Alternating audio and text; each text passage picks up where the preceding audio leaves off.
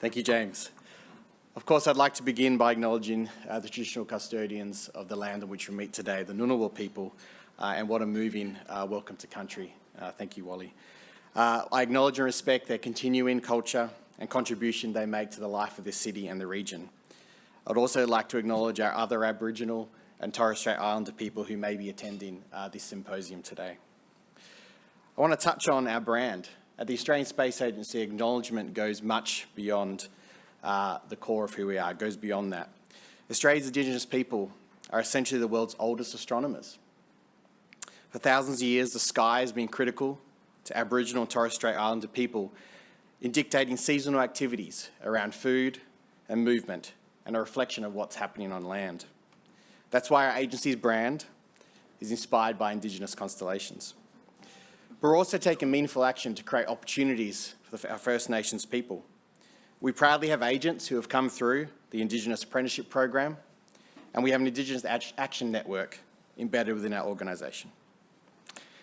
Everyone, it's my great pleasure to address the Space Symposium today, Southern Space Symposium today. And I thank James and the leadership of SIAA for bringing this event together in this amazing venue. How invigorating to be able to speak in person again after several months. Many of you I haven't seen since March, when we had the second last Andy Thomas Space Foundation talk. But it's been a year in our sector that we've been confined in our homes, and it can be tough to maintain focus on opportunities, particularly those in space. But I'm very proud to say that across the sector broadly, and at the Australian Space Agency, we've kept delivering in face of the pandemic. In fact, in many ways, the last 12 months have seen us reach new heights. I've highlighted several times this year the significant positive momentum in our sector. One only has to look at the weekly cadence of news from the Australian space sector to see this and be very excited in our future. I am, and it is a phenomenal moment, to echo James's earlier words. New private investment rounds, new partnerships domestically and internationally, and new career opportunities for Australians in Australia that once simply seemed out of reach. And that's something I'm particularly passionate about addressing. The formation of the agency in 2018 catalysed the nation around the opportunity that space presents, and we proudly celebrated our third birthday in July. Against the 4 pillars of our strategy, we've been working hard to create the right conditions to grow the sector. On our pillar to open doors internationally, we've signed a Space Act agreement with NASA, as James said, to see an Aussie-made rover included in a future mission to the moon, which is a major milestone for our nation, an inspiring milestone. It's encouraging, though, to see this mission alongside commercial lunar Australian programs. As we saw with low Earth orbit, seen today, new lunar science activities and commercial market opportunities are opening up rapidly, and it's important Australia has a seat at the table early. While this was our probably most celebrated event in the media, it's just one example of how our international partnerships provide significant leverage and dividends for us here in Australia. And another example, which has gone from strength to strength this year, is the UK-Australia Space Bridge, which is delivering practical benefits. To increase national capability, our second pillar, we're seeing a number of projects funded through the International Space Investment Initiative and the Space Infrastructure Fund. We're seeing these projects complete and come to life. Just last week, I joined our team in 2 project closeout calls, and it was inspiring to see how funding has transformed the capabilities of these Australian enterprises. This is alongside the Australian government's investment in the Moon to Mars program in building supply chains and technology demonstrators. Promisingly, it's not only the Australian Space Agency that is waving the flag for building national capability in the space sector within government. We are seeing increasing recognition of the cross-cutting benefits of space. $14 million injected into space projects under the first round of the Modern Manufacturing Initiative. Earlier this month, space was included as a priority in the government's Critical Technologies Blueprint and Action Plan, and it's also acknowledged as a key enabler by Home Affairs and Agriculture. As an industry, we have known for long and advocated for the role in space across a broad array of areas, from keeping us safe and secure, to creating economic opportunities, to improving everyday life. And it's exciting to see others across government realise that opportunity too. One of the areas that ticks all of those boxes I just mentioned is Earth observation from space. That is, using data acquired by satellites to provide insights into the Earth's physical, chemical, and biological processes. Earth observation data has a meaningful impact on our lives every day in ways that many people around the nation would not realise. I know I have a captive audience here. But Earth observation, it is a critical resource for emergency services finding our bushfires and responding to floods. It helps us grow our understanding of meteorology and better forecast weather events, including natural disasters. Vital information for our aviation and shipping industries. By tracking crop health and moisture levels, it helps our farmers to manage their land, getting better yields and more targeted application of fertilisers, for example. It helps us manage our environment, using Earth observation to monitor and study our water quality and quantity and our biodiversity. And it is central to the defence and national security of our nation. So today, it's with great pleasure and excitement that the agency proudly releases our Earth observation from space roadmap. This is the second in the series of roadmaps the agency is delivering, one for each priority area in the civil space strategy.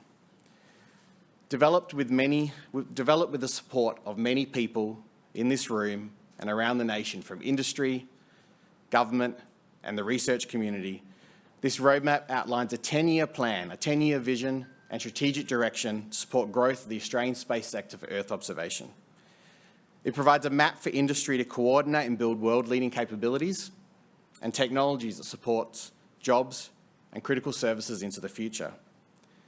The roadmap, which you're going to learn more about during this conference, includes 5 focus segments that are areas of significant opportunity for Australia.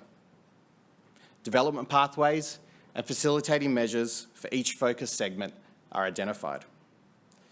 To help build national heritage and access secure data, there are also new opportunities for industry to expand Earth observation satellite design and manufacturing activities.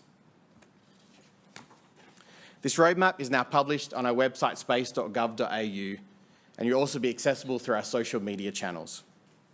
Work is continuing on the remainder of our roadmaps, which we anticipate will be delivered by mid-next year. These roadmaps help you as industry harness your areas into areas of identified opportunities and problems to solve.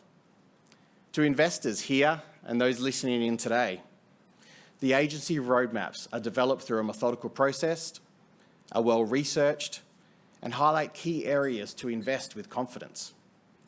As validation of that statement, the focus segments identified in our previously released Communication Technology and Services roadmap, such as LEO, services including IoT, quantum-enabled communications, and optical ground stations, have received hundreds of millions of dollars of investment just in the past year. So I encourage you all to download our Earth Observation of Space roadmap and join our future webinar.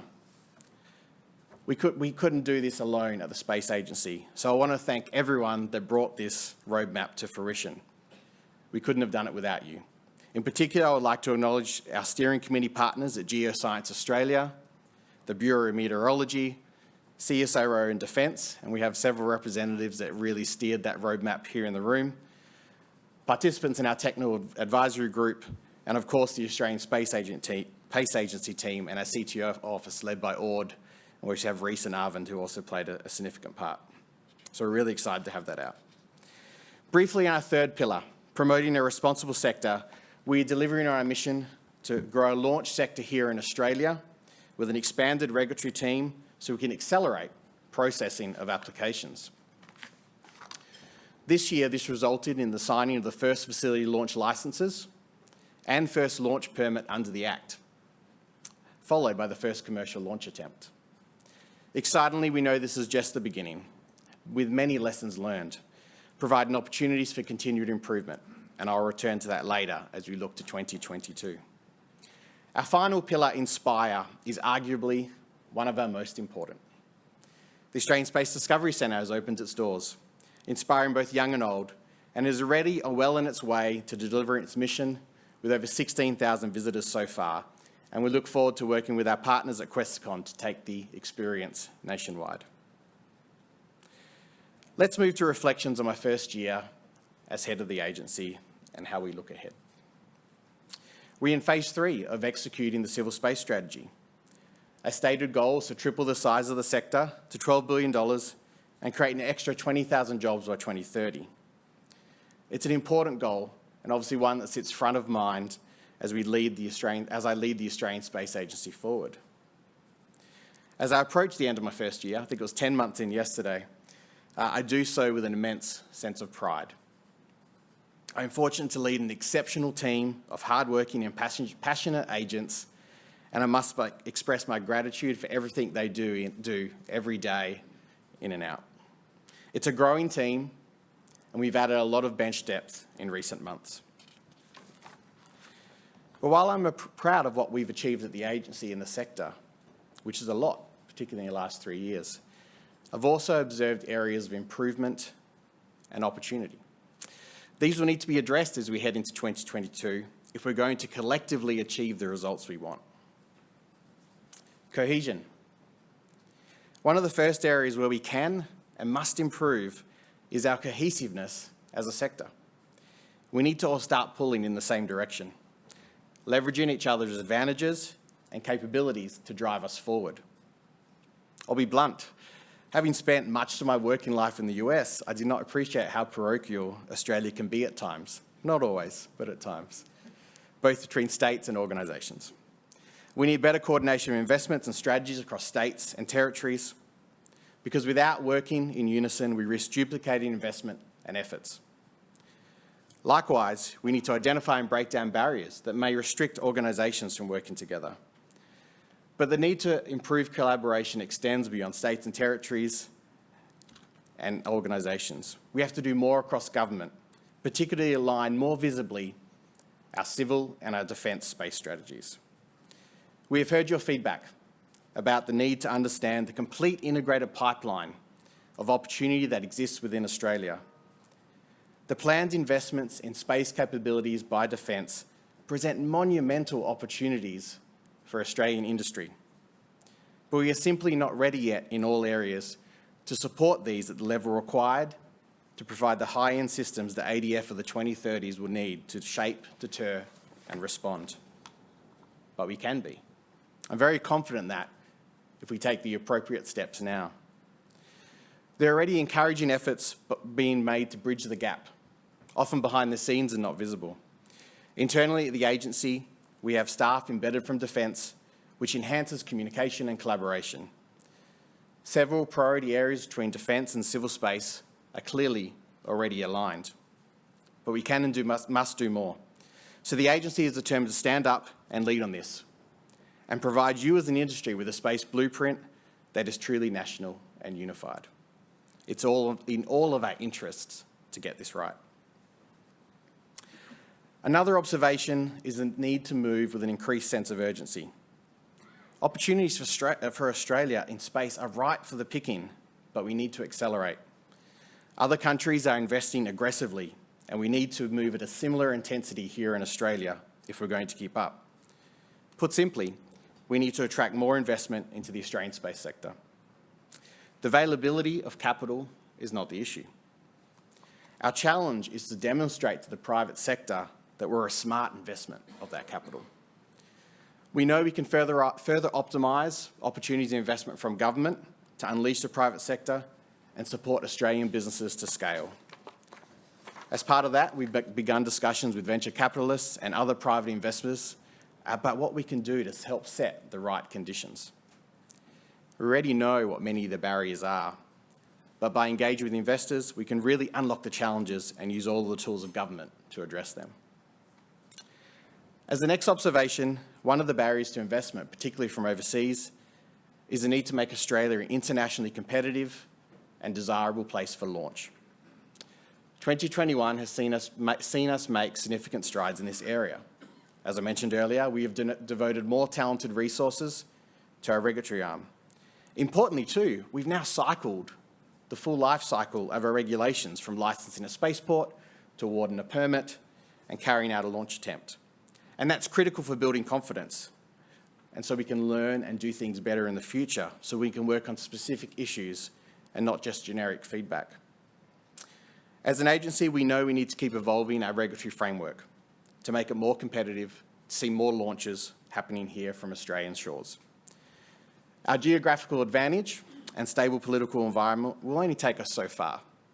We must continue to demonstrate that we are taking the necessary steps to make us a desirable but also responsible place to launch. Curating launch opportunities opens the full value chain of space activities in ways that would not otherwise happen. And so the momentum is there and the excitement is truly palpable. And I share that excitement and enthusiasm for launch here in Australia. But we must ensure what we are creating is truly sovereign launch capability. Now, of course, that does not mean only Australian companies launching. We all know that space is a global effort and requires collaboration across nations. What I do mean and what we must guarantee is that any agreements we reach ensure Australia maintains appropriate control of its launch capabilities. We need to protect the interests of Australian space companies and give them as much latitude as we can to collaborate so they can grow and create jobs here in Australia. As an agency, we make no apology for remaining calm as we negotiate with international partners, because the foundational agreements we strike now will shape the Australian sector for the next decade and beyond. So as we remove unnecessary barriers and promote innovation, investment and entrepreneurship, we must always do it with the big picture and long-term in mind, as well as staying true to our position as a responsible space nation. But the opportunities we have will not always result in perfect outcomes. The next observation is that if we are to grow as a spacefaring nation, we must enhance our risk appetite and be prepared to see some opportunities fail. To boldly go to space requires accepting risks that things may not always go to plan. Indeed, when it comes to innovation, there is a fine line between success and what some might deem as a failure at first glance. Entrepreneurs have long understood the importance and necessity of safe experimentation. Failure is embraced as a necessary part of the innovation process, because from within failure comes learning, iteration, and adaptation. As we continue on this journey, we must accept the Australian space industry and its businesses will encounter setbacks as well as successes, and that is part of the innovation cycle. It is also my priority in 2022 for the agency to return to the international stage with vigour. Due to border restrictions, hopefully not coming back, our presence in international symposia has been relatively muted in the last 2 years. This is a problem, as space is an international business. As borders reopen, our return to the international stage will be evident through events like the Space Symposium in Colorado Springs and the IAC. Excitingly for Colorado Springs, we are partnering with Team Defence Australia and Austrade in a major way. We plan to have a large physical presence for Australia to showcase what Australia is capable of in the space domain and how we can further collaborate with our international partners. This will be the first major international event I will have the opportunity to attend in person since beginning in the role, and demonstrating the synergies between our civil, space sector and defence will be top of mind. But the return to the international stage extends well beyond the participation and attendance at conferences and industry events. It's about raising the voice of Australia in important international discussions and decision-making around space. Our active participation in the UN Committee on the Peaceful Uses of Outer Space, or UN COPIUS, provides us an important platform for broader engagement on the sustainable use of space. Guided by our nation's experts in international space law, some in the room here today, some on the staff at the agency, and some on our advisory board, Australia needs to leverage its moderate and respected voice, alongside our partners like the UK, to start to transition the world from broadly principle-based treaties to specific enabling legislation or rules that provide clarity and confidence while supporting the long-term sustainability of outer space. More targeted agreements like AUKUS between Australia, the UK and the US and the Quad present even further opportunity to shape the way we use space.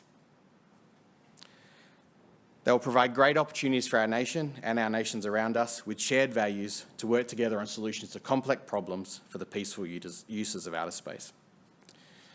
However, as the next observation, there is little point in creating opportunities if the sector does not have the skilled workforce it needs to take advantage of them.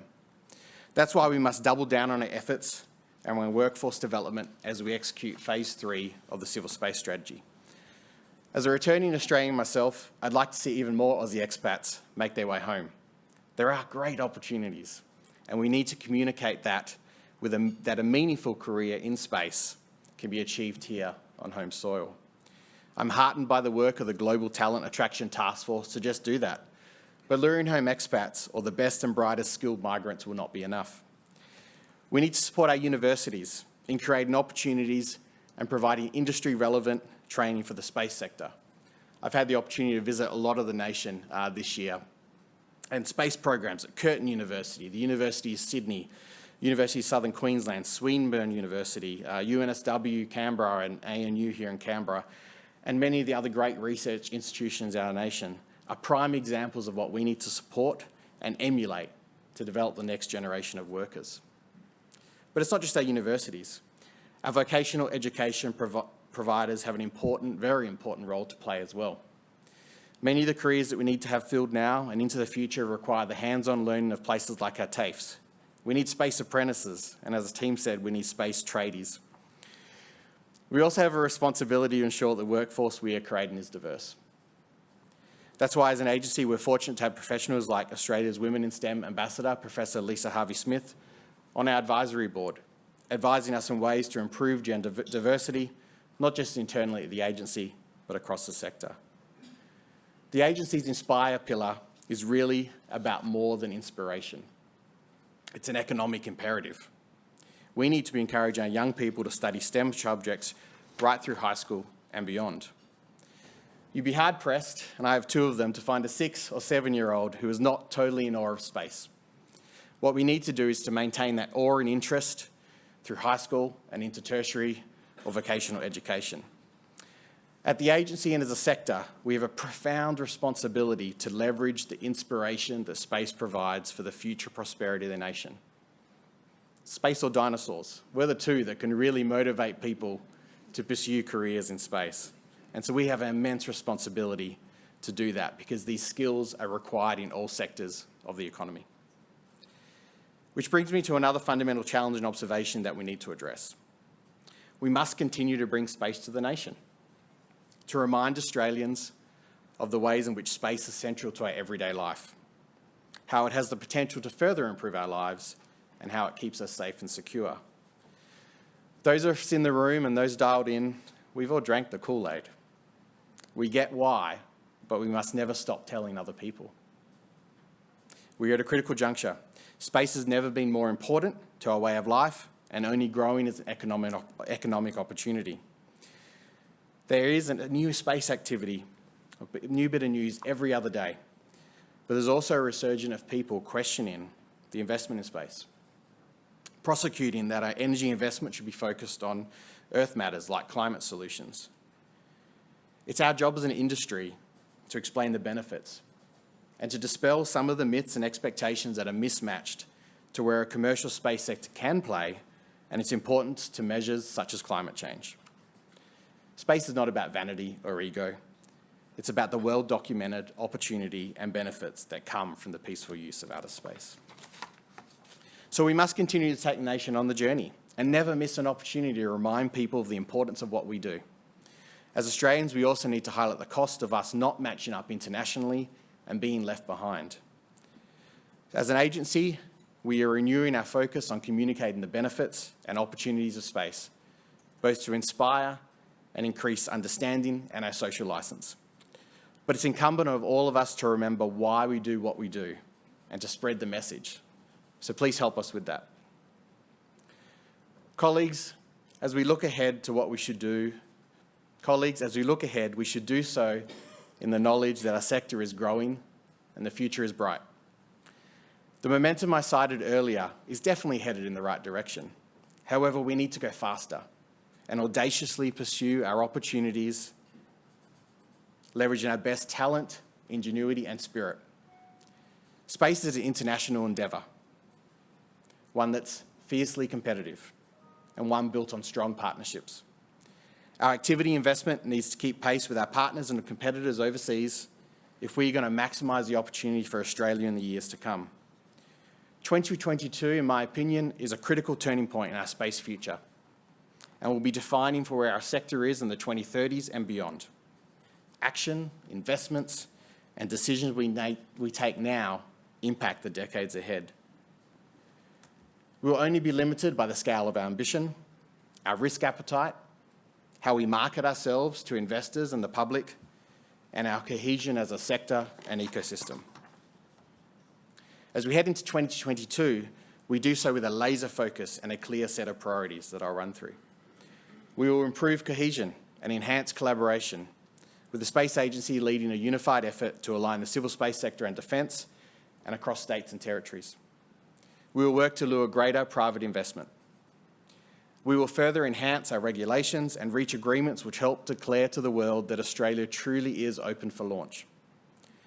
We will return to the international stage, ready to open more doors and have Australian voices shape the global future of space and its long-term sustainability. We will continue to drive workforce development with a focus on creating a skilled and diverse workforce. And we will continue to bring space to the nation, reminding the public and ourselves of the critical role we play in maintaining and improving the Australian way of life. Because it's from that strong base that Australia can really start delivering on the promise of space. Thank you.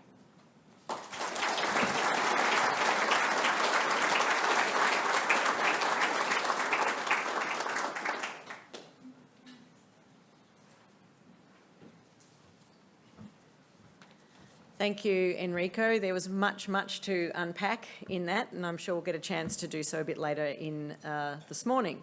For those of you who don't know me, my name is Melissa Zwart. I'm the Deputy Chair of the Space Industry Association, and it is my pleasure this morning to introduce our next speaker, Mr. Mike Goldman, who is the United States Chargé d'Affaires. Mike Goldman arrived in Canberra in March 2020, possibly the worst possible time to arrive pretty much anywhere, I would say. After 3 years at the US Embassy in Suva, Fiji, where he served as the Chargé d'Affaires there. A career member of the Senior Foreign Service, Mike joined the State Department in 2000. Mike is the recipient of several State Department honours, including recognition as the department's outstanding human rights officer for his work to combat torture and safeguard vulnerable NGOs in Uzbekistan. But we're very interested to hear from him this morning about the US and space. Thank you.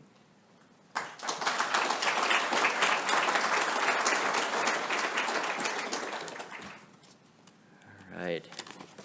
Well, thank you, Melissa, for that gracious introduction. And yeah, March 2020, it was actually March 19th to be precise, which was the day before the borders went up or down. I'm not sure what the metaphor was.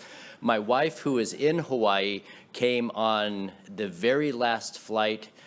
She had the last seat on the very last flight out of Hawaii. It was kind of a reverse Saigon, getting everyone desperate to come into Australia.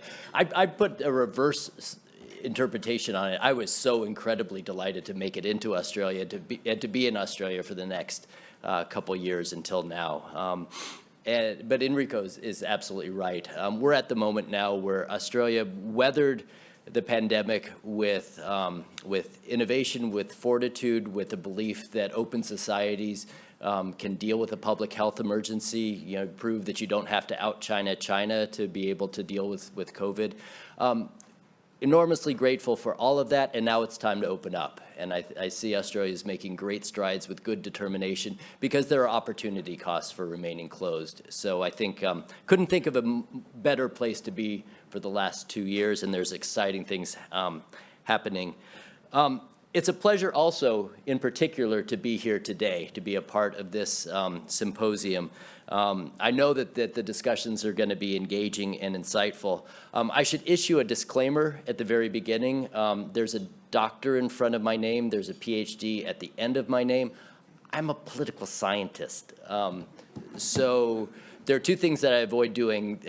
I avoid putting doctor as the honorific when I get on a plane, because God forbid someone has a heart attack and I have to lecture them about Max Weber. My wife says that would bore them to tears and be kind of euthanasia. The other thing I avoid doing is, in a symposium like this, having a PhD, highlighted in back of my name, because dirty secret political science isn't really a science. It's kind of guessing. So you're all the real stars. I mean, you're all the ones with the knowledge, the background, the experience. What I bring to it is a couple of things. I bring to it the imprint of the U.S. government. I'm the U.S. government senior representative here in Australia. Along with that, I also bring enthusiasm from our government. The main message that, if anything comes across in my address, is that we're excited to be Australia's partner in space, both government to government, but also industry to industry, crucially, and people to people. I'm here to make the case that the United States is Australia's best partner in space, and that this partnership truly is reciprocal. Now, there's no denying, as Enrico mentioned, that space is at the forefront of the world's collective conscience right now. It's a source of great optimism in what, let's face it, has been the world's longest 2020. According to the Space Foundation, the global space economy rose to nearly $500 billion in 2020.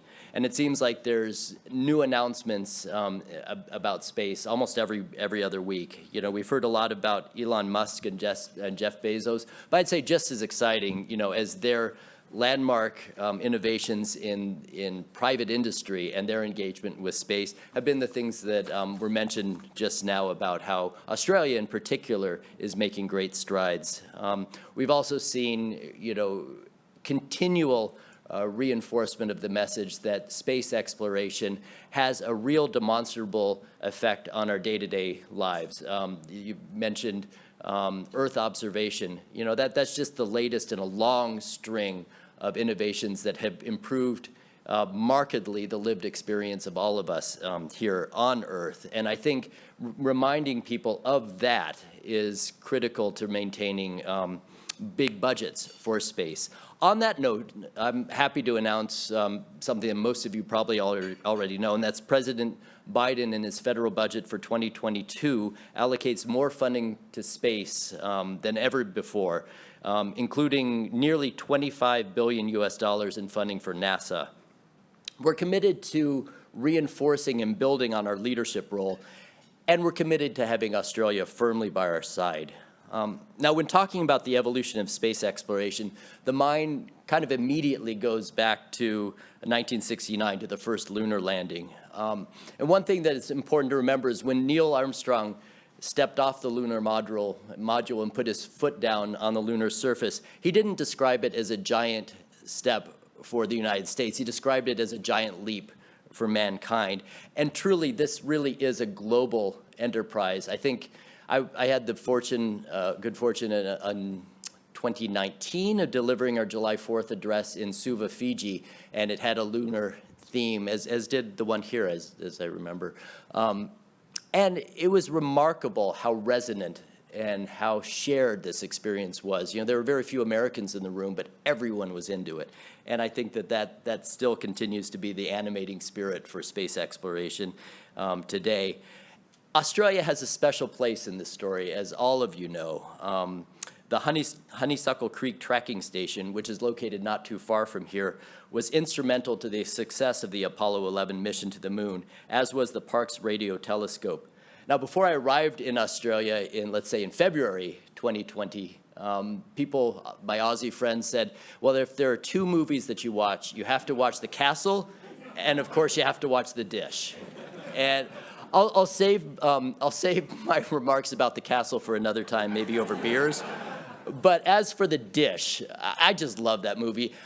Notwithstanding what I now know are some historical inaccuracies, some inaccuracies about geography, personalities, timing, all that. I think the fundamental message, though, and the one that I keep is that You know, the U.S. and Australia have been together from the very beginning through ups and downs.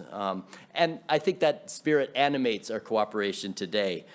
You look at, for example, the partnership between CSIRO and NASA at the Canberra Deep Space Communications Complex, which I had the real pleasure to visit just a few months ago. Now, this is NASA's largest tracking and communication facility outside the United States. Our scientists and engineers work at the complex to support the landing of rovers on Mars, the arrival of New Horizons to Pluto, and the entry of Juno into orbit around Jupiter. Without the complex, we'd no longer be getting data signals from Voyager 1, which was launched way back in 1977 and is now 22 billion kilometers from our sun. There are a lot of other exciting bilateral initiatives in space. Just last month, for example, the Australian Space Agency, as Enrico mentioned, they plan to send an Australian-made rover to the moon as early as 2026 under a deal with NASA. And what this rover is going to do is it's going to, among many other things, it's going to analyze the soil and see if there's a capacity for that soil to support human life in space. In the Northern Territory, a team of NASA staff had been working with the Equatorial Launch Australia and the Guamaj traditional owners on a project to send 3 rockets into orbit starting next year. This will be NASA's first launch from a commercial facility outside the United States. And as all of you know, having access to launch sites outside of the Northern Hemisphere provides enormous opportunities. I won't go into it because you know much better than I do, but I am told that it really matters that you're on the other side of the world. But what I think, from my perspective as a political scientist and as a diplomat, which is a fancy term for bureaucrat, is that we really are the United States, Australia's best partner for the aerospace industry, and that this partnership, again, is truly reciprocal. Perhaps the most exciting part of all this is about what's to come. The United States and Australia are currently finalizing a bilateral space framework agreement that will provide a legal basis to further expedite and accelerate government-to-government projects. This will pave the way for enhanced cooperation on civil research, exploration, and the use of space for peaceful purposes. We're also negotiating a technology safeguards agreement, which will enable greater integration of space supply chains. It will increase exchanges of our very best scientists and engineers, and it'll protect sensitive space technologies. Mentioned the AUKUS. Now, AUKUS doesn't, of course, have as its specific first project space. It's in the other direction. But you can imagine once we get submarines right, once we have a sort of proof of concept that this is a good arrangement, a workable arrangement, and one that brings benefits, you know, we've already started talking about things like quantum technology. We've talked about AI. We've talked about other really exciting frontier technologies, and these have obvious spin-offs for the industry in which you're all engaged. We also mentioned earlier the Quad Leaders Summit, which was held the very same month that AUKUS was announced. It had for the first time a cooperative agreement among Japan, Australia, the United States, and India to do 3 things related to space: to share satellite data to protect the Earth and its waters, to enhance capacity building for sustainable development, and to consult on norms and guidelines to ensure the long-term sustainability of the outer space environment. I'll leave it there because I know I'm going to have to sit in one of these chairs and pretend that I know answers to questions that you'll ask us, and I'll refer the tough stuff to the fellow panelists. But I'll leave it here, hopefully, with a degree of enthusiasm that I have and that I can convey on behalf of our government to what the United States and Australia have done together, dating way back to the 1960s, and will continue to do for decades and decades to come. So it's a pleasure to be here today, and it's a pleasure for me at some point when I'm directed to move to the chairs to move to the chairs. Thank you.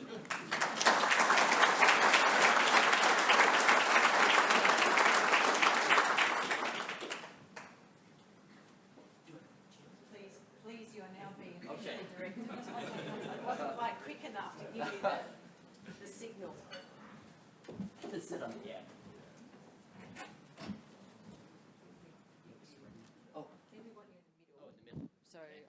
Yes, you go there, and I think Enrico can go there.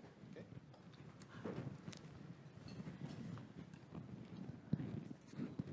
So, some probing questions for you then, and being, of course, you know, a lawyer and space nerd, I can really get you to drill down into those details. So I think you've both touched on this already, and I know that there's a few people in the audience who are particularly excited about this topic. But the first thing I wanted to ask you about was, what opportunities do you see that the TSA will provide for Australia and for the US, but particularly what do you think the TSA might unlock for the Australian space industry? Well, I think can you all hear me? Okay, I think in the broadest terms, what this does is it provides a legal framework for the sharing of sensitive technologies. Because you mentioned how important it is, you know, as a representative of a national government, that you have to have a kind of proprietary protective sense of your own technologies. We live in a dangerous world. Not everyone is our friends. Some of our friends are also our competitors. So there's an interest in preserving the sanctity of these critical technologies, and the sort of more cutting edge the technology, the more acute that need is. However, at the same time, there's a competing impulse, which is among our closest allies, among our closest partners. We need to be able to share these technologies without undue burden. And I think this is what this agreement fundamentally allows for us. And it's very much in the spirit, let's say, of AUKUS. Yeah, terrific question, Melissa. I mean, it's a huge opportunity for Australia. If, as Michael said, the US space budget is growing. It's the world's largest government budget, and it's the most active commercial space sector. And so I think the TSA, which we're proudly negotiating with the US, really, accelerates the opportunity to sort of connect to that. And, one of the things I said in my speech was the need for us to move quicker. So where can we bring in technology, protect it? Obviously, there's sensitive technologies that allow us to sort of leapfrog our progress as a sector. So I think it allows us to collaborate with the biggest market, and I think it allows us to go faster as well. And really build upon more than half a century of collaboration in space, right? And you referenced the dish and other things. So this is the logical next step, I think, in strengthening the space partnership between our nations.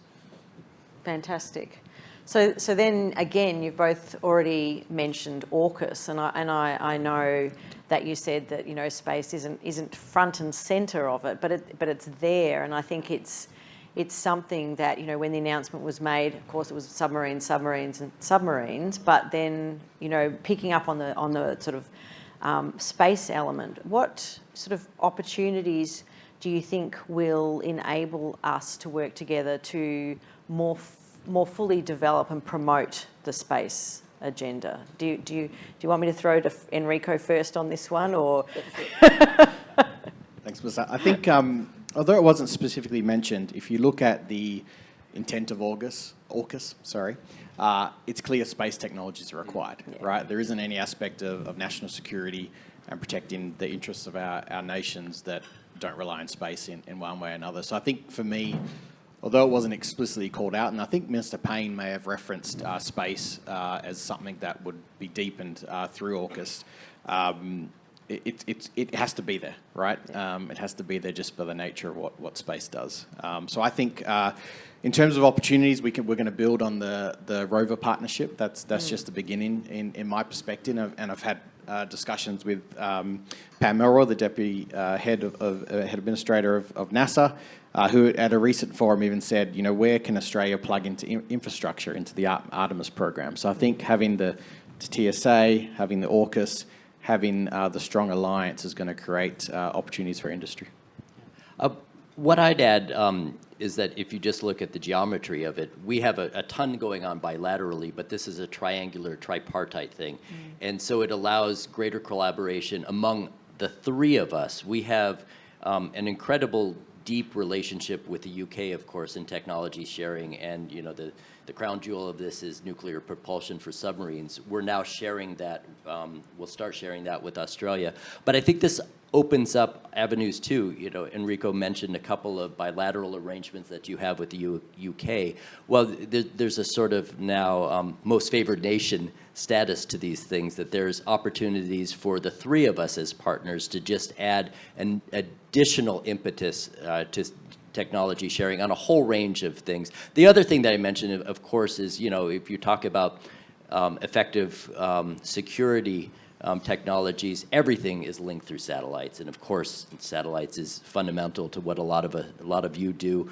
The other thing too is technologies are all fungible. You know, if you're working on AI or quantum computing in one domain, that's spillable to other domains, and there's there's a sort of immediate relevance. And then finally, just this sort of proof of concept for protecting really sensitive technologies. And also the sort of spillover effect that developing a new cadre of engineers who are inculcated in a collaborative ethos among our three countries, that'll have obvious spillovers as well. Yeah, and if I can add one of the points you raised, Michael, that I think particularly with the UK and the US that comes out of AUKUS is looking at the norms of behaviour in space. And very recently, Paul Bates and the UK Space Agency, as they've released their strategy, have been much more forthcoming about this point about how do we move from these principle-based treaties to enabling legislation and clarity. So I think, you know, we can use AUKUS, we can use these partnerships to be at the table, use our voice to advance those more rapidly, hopefully.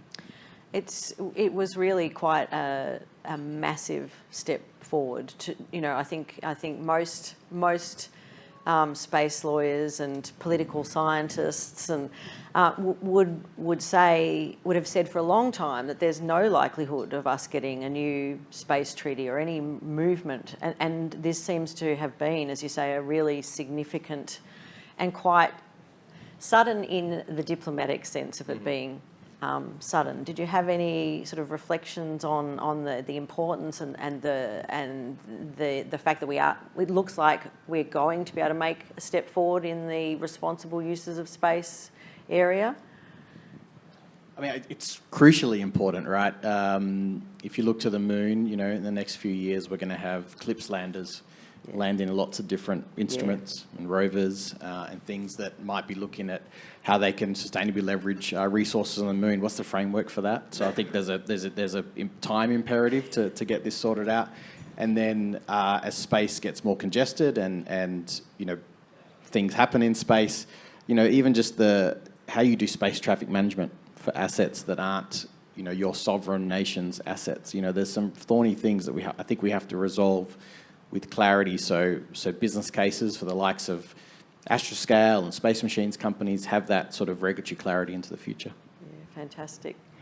And then back again to the sort of bilateral space activities. You've mentioned the rover, but you also mentioned that really important, and both of you talked about the really important Inspire piece about space, and the dish is part of that from Australian mythology, and the moon landing is part of that. And you know, perhaps if I could just ask you to reflect upon perhaps the bilateral space activities that are going to move us back into those sorts of wow moments like the rover. So what bilateral things have we got upcoming that will give us the dinosaurs and rockets, you know, excitement that we all crave? With all respect to dinosaurs, we got to get kids off of those. It's space. Well, I think two things in sort of broad baskets. One is this, again, as you mentioned, the wow factor. You know, going out and landing on the surface of a comet and exploring, you know, the composition of the comet. It's, you know, the rovers and the pictures that they deliver back. And then the other thing too, and this is the sustainable element. It's all of the follow-on benefits that we get in terms of science, but also in terms of commercially applicable things that I think will sustain it, particularly for bureaucrats and politicians who are figuring out budgets. But I'm sure you have many more specifics. Yeah, I mean, the rover, as I said, is a start, and we're very excited about that. I think the fact we were one of the 8 founding signatories of the Artemis Accords, I think signals a government to government want to collaborate more on the Artemis program, and I foresee us sitting down with NASA and looking at the architecture of Moon to Mars, and where do we have unique competitive strengths and competitive strengths in Australia we can lean in. You know, I think one of the things, and I'll preview, we're going to have another roadmap coming out soon, led by Ord and the team in robotics and automation. This focus on foundational services, the strengths we have in our resources sector here in Australia, how can we leverage that to exploration and beyond? So I think there's lots of opportunities. I'm inspired by a lot of the missions that are happening. You know, one that, you know, when we have sort of anti-satellite test missions happening on one side, but then we have missions like DART, right, that in some respect are about saving our species. You know, they give you hope that we can collaborate internationally. So I'm focused on how Australian scientists, researchers and industries can join missions like that into the future. Yeah, it's fantastic. I know with my US colleagues, it's just the sense of like, let's go, let's get going, which is fantastic. Okay, so again, another thing that you both mentioned was the role of the Quad as well, and I just wanted to ask you a bit about moving out beyond Australia and the US. What opportunities are there for Australia and the US to increase access to space infrastructure, systems, services that will help our Pacific, you know, to help strengthen our Pacific neighbours, to serve the region, to really bring the benefit of that relationship, you know, beyond the two countries themselves? So if I look at the Quad members, we have terrific relationships with the Indian Space Research Organisation and JAXA. We're going to be supporting India's Gaganyaan missions, their human spaceflight missions, and I think they'll be the 4th nation to have a sort of government human spaceflight mission. So we see a role through the implementing arrangement we signed earlier this year to find opportunities for Australia to be part of that, and hopefully we'll have some news on that soon. And then Japan, we built tremendous amount of goodwill through the Hayabusa 2 mission, and we've had various Australian satellites launched from the Kibo module on the space station, and seeds in space, and various other things that have been absolutely pivotal to that relationship. So I can see us doing joint missions and other things with JAXA into the future. As it pertains to the region, one of the things, the Quad points that Michael outlined was the sharing of Earth observation data. That's going to be absolutely critical to Pacific nations as we adapt to climate change. And so how do we, through our programs and our new roadmap we released today, support countries in the region? We have great organisations like Geoscience Australia with Digital Earth Australia, which I think has a lot of applicability to the region as well. And obviously programs like South Pan to stability-based, satellite-based augmentation systems for precision, navigation and timing. All those things I think are going to be critical as how we can support the region, for example. The only thing, I endorse everything that you just mentioned. The only other thing that I add is that you've got very young populations and very bright populations, and they're craving educational opportunities. So the more that Australia in particular, but New Zealand, the United States, other Pacific partners can expand scholarship opportunities in STEM fields for our Pacific partners, I think we'd have enormous dividends for generations. Absolutely. I, again, fully endorse that. So I suppose I'd perhaps just invite you to make a final comment, an observation on, where you see us heading in the next couple of years. What most excites you, I suppose, about the Australian-US space partnership? What might you like to see, or what is it on the horizon? I think most generally, when you think about the Indo-Pacific, I saw in a book that I think it was Roy Metcalf did, where he had a wonderful collection of old maps, and a couple of those maps turned the world kind of upside down from a North American parochial perspective, and showed that Australia is at the center of the Indo-Pacific. I think that this is going to carry over into all sorts of domains, of which space is a very prominent one. Australia will be centered together with the United States in another respect, and that's we're open democratic societies. And as we build practical norms for the for the pragmatic exploitation in the most positive sense of space, as we move from just the purest, as you mentioned, principled agreements to actually how you implement these principles, and that's about doing norms and standards and facilitating things, but also in a way that enhances quality. That's where the fact that Australia and the United States, together with all the partners that were mentioned so far, we bring in, just by virtue of the fact that we're democratic societies, input from civil society, input from academia, we're inclusive models of society. And I think that will be to the benefit of all of us as we develop the capacity to move further and further into space. I'm excited by a lot of things, if hopefully that came across in my speech. But there isn't one discussion in government or even in bilateral agreements as you look at our bilateral discussions internationally that space now isn't featuring. So space is on the agenda. And that's just going to have, I think, immense reach and immense opportunity for our nation. We obviously want to see the rover mission get selected in the next year, and so we'll have guidelines coming out for Trailblazer soon, so consortiums around Australia can participate in that. So I think I outlined in my speech, Melissa, sort of my laser focus for the next 12 to 18 months, and really, as James said, this is a phenomenal moment in time. There's a backdrop of billions of dollars of investment going into this sector, and we're having been a friend and partner of the US for so long is going to be critical to our ability to scale. Absolutely, and as you say, once we can actually physically travel a bit more back and forth, that will only strengthen that relationship. All right, well, I think that brings us to the end of this very interesting session. I have personally made pages and pages and pages of notes, so I'm sure you've all really enjoyed the contribution that we've had. So please, if you wouldn't mind joining with me in thanking our presenters.